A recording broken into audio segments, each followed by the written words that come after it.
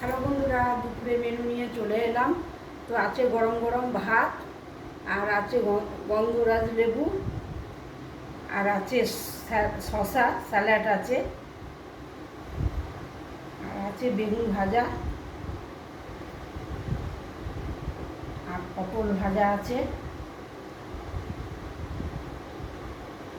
আর আছে ডিমের অমলেট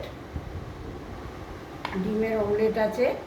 এটাকে জিরে আদা রসুন পেঁয়াজ দিয়ে ঝাল করেছি।